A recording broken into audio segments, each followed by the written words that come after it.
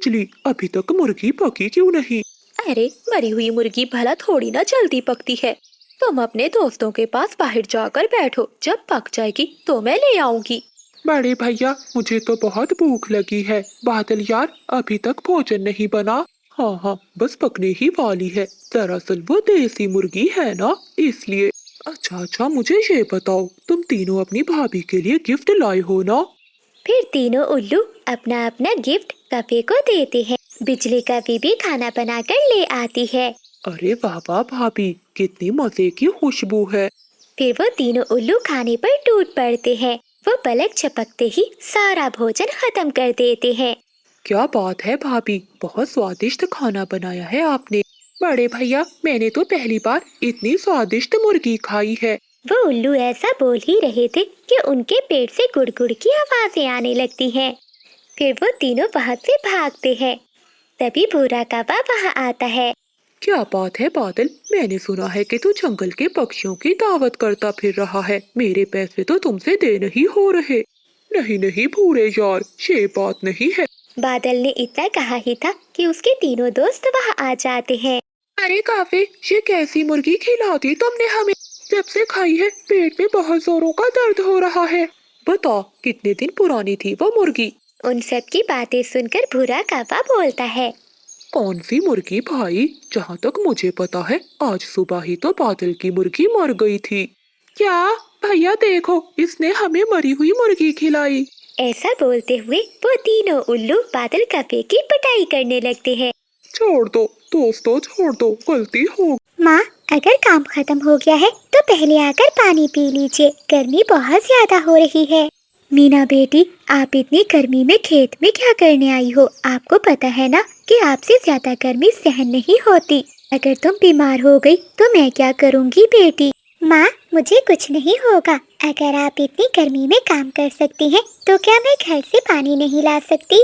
अब चलिए जल्दी से पेड़ की छांव के नीचे बैठकर पानी पी लीजिए। फिर मानो चिड़िया अपनी बेटी मीना के साथ पेड़ के नीचे बैठ जाती है। बेटी, अब तुम घर जाओ, मैं खेत का काम खत्म करके शाम तक लौट आऊंगी।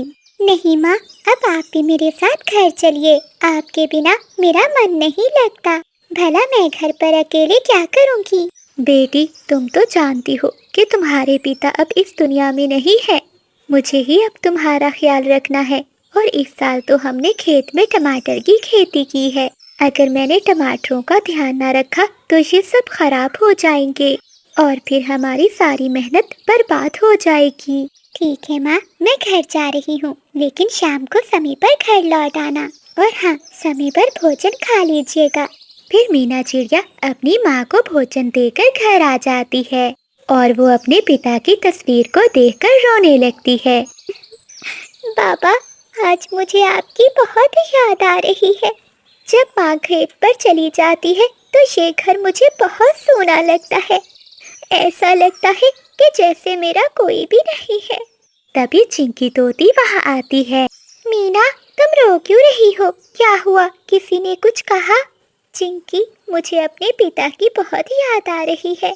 ऊपर वाले ने मेरे पिताजी को क्यों छीन लिया?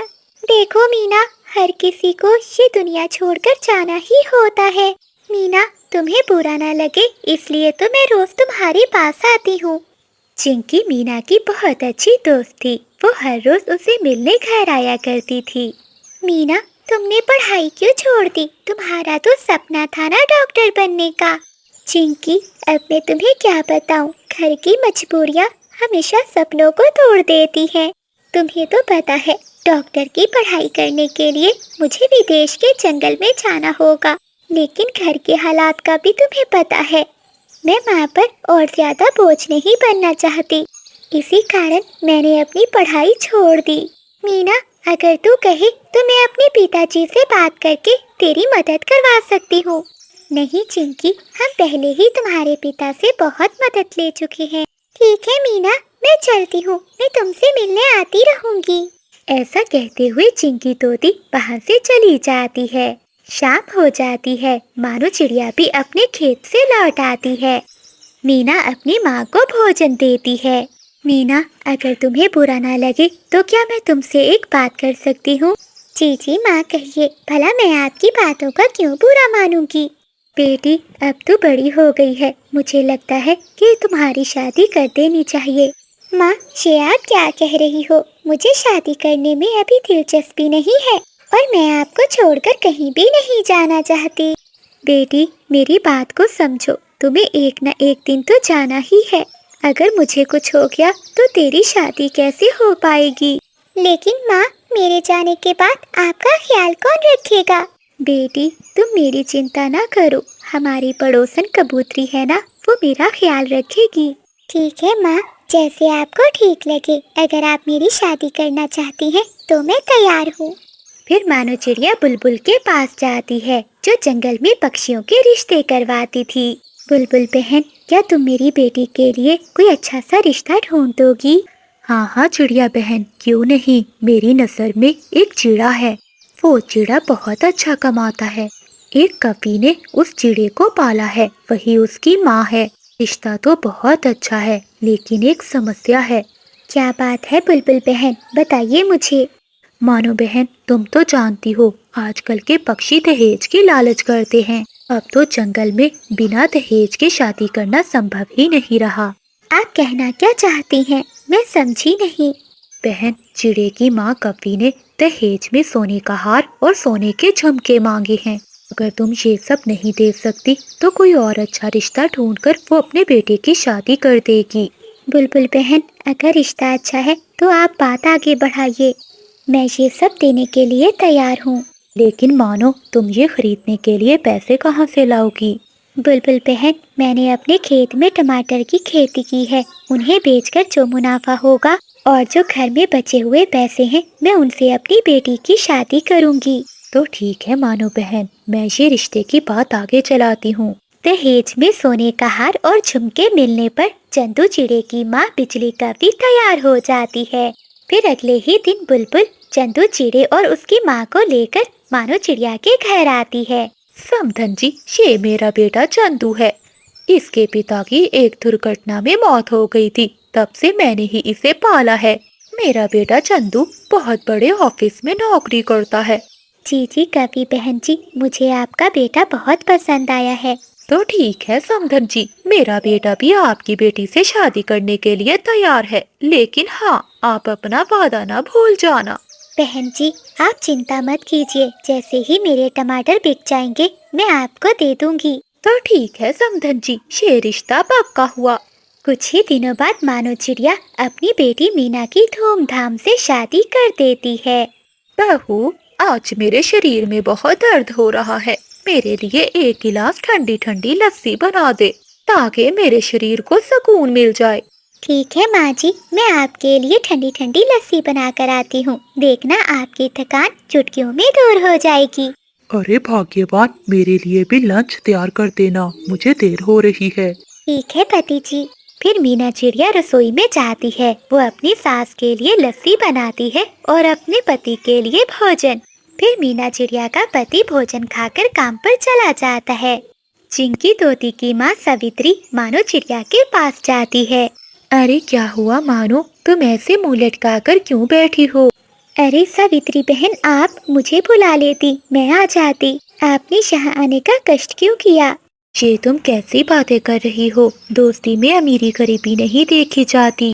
अच्छा, मुझे ये बताओ कि तुम उदास क्यों बैठी हो? क्या बताऊं सवित्री बहन, जब से मीना को इस घर से विदा किया है, मेरा किसी भी काम में मन नहीं लग रहा, बस हर समय उसी को याद करती रहती हूँ। मानो बहन, दुनिया की हर माँ अपनी बेटी से बहुत प्यार करती है, लेकिन क्या करें, बेटियाँ तो पराया धन है। और कुछ दिनों के बाद मेरी बेटी की भी शादी हो जाएगी और फिर मेरा घर भी सूना हो जाएगा। हाँ सवित्री बहन, तुम ठीक कहती हो। ऐसे ही कुछ दिन बीत जाते हैं। मानो चिड़िया अपने खेत में टमाटर की खेती को देखकर बहुत खुश थी। फिर एक दिन जंगल में बहुत बड़ा तूफान आ जाता है और तेज बारिश होने लगती है। बारिशें कई दिनों तक जंगल में होती रहती हैं। जब बारिश रुकती है तो मानो चिड़िया अपने खेत में जाती है। ए ऊपर वाली, ये क्या हो गया, मेरी सारी खेती खराब हो गई, अब मैं समधन जी को क्या मुंह दिखाऊंगी। अगले दिन मानो चिड़िया घर में बैठी हुई थी कि बिजली का भी वहाँ आ जाती है। राम राम समधन जी, कैसी हैं आप? समधन जी मैं ठीक हूँ, आप कैसी हैं? सब ठीक तो है ना? समधन जी, लगता है तुम अपना वादा भूल गई हो। रिश्ता पक्का करने से पहले हमने साफ साफ बता दिया था कि सोने का हार और झुमके लेंगे, लेकिन अभी तक तुमने वो हमें दिए ही नहीं। मैं बस वही लेने आई हूँ। माफ करना समधन जी, बारिशों के कारण मेरे खेत के सारे टमाटर खराब हो गए हैं। मेरा बहुत बड़ा नुकसान हो गया है। अच्छा, तो मैं इसमें क्या करूँ? ये बात तुम्हें शादी करने से पहले सोचनी चाहिए थी। तुम्हारे कारण मैंने अपने बेटे की शादी कहीं और नहीं करवाई, वरना तुम्हारी बेटी से मुझे कोई और अच्छी चिड़िया मिल जाती। मैं बस कुछ नहीं जानती, मुझे मेरा हार और झुमके चाहिए। समधन जी, मुझे कुछ